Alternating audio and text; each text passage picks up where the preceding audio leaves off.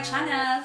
If you're just new here, I'm Honey. I've been doing a lot of videos about what benefits we can get in Canada during the pandemic. If you're wondering of anything, please look up my playlist of the help and benefits that you can get during this pandemic. So please look it up, and maybe your question or whatever you are struggling with right now is actually there. And so for today, this video will be about answering the question about going back to work. Subscribe and click the bell button so you'll be notified whenever I post a new video.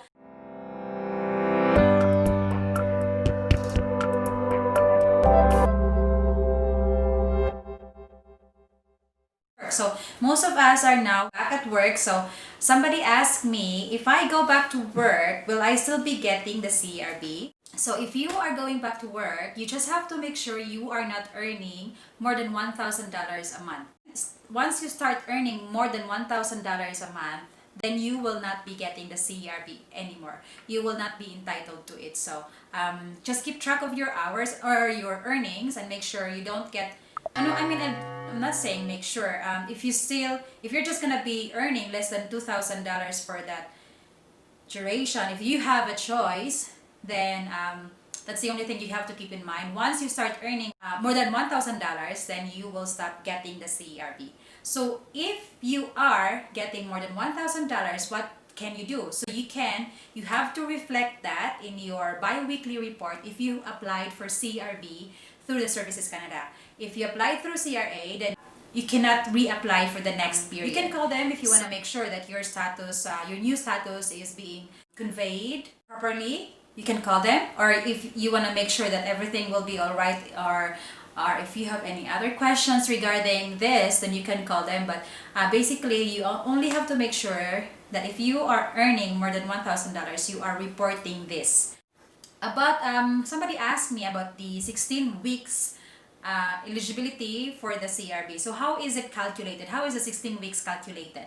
So every one of us can only avail of the CRB for 16 weeks. So we cannot get more than $8,000. But you can break it. It doesn't have to be consecutive weeks. So let's just take my husband's case as an example. So he applied from March 15. He was getting the CRB from March 15 up until May, let's just say May 15. So it's 2 months. So that would be 8 weeks.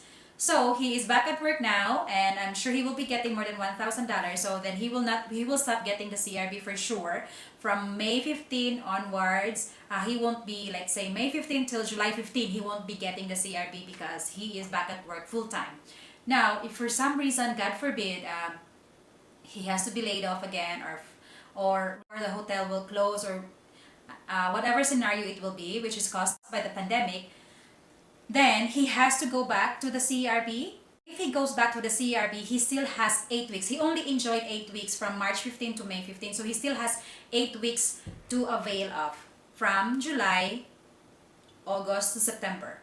So CRB is only until October 3, 2020. If you're still unemployed after October 3, 2020, or whenever you've used up the 16 weeks CRB, so if my husband, you will use the CRB again from July to September. From September onwards, he has to apply for EI. If you, on the other hand, is getting the CRB from July, August, September, October, you're getting those CRB.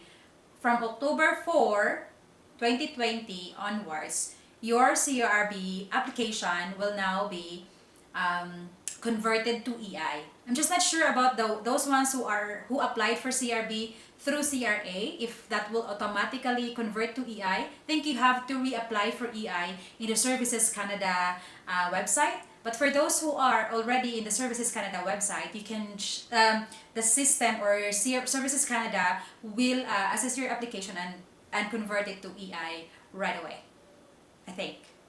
Now, about going back to work, if you are earning $1,000 or more, or whichever, if you are earning at all, you have to report your earnings in your bi-weekly report.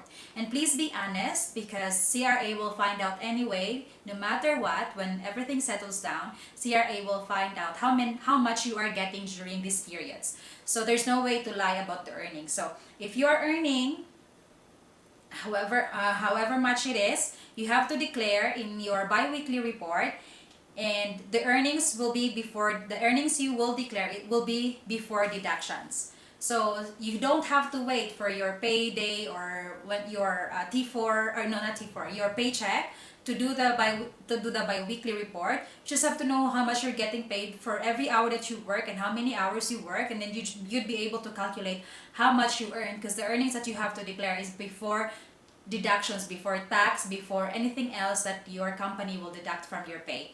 Earnings that you have to declare has to be a full amount. So if you are earning $125.48, then you have to say 125 only. And if you're earning and if you've worked for 35 hours and 45 minutes, you only declare 35 hours. So that's for your what you need to do if you are already back at work. So I guess I hope that answered the question about the CRB scenarios if you are back at work already.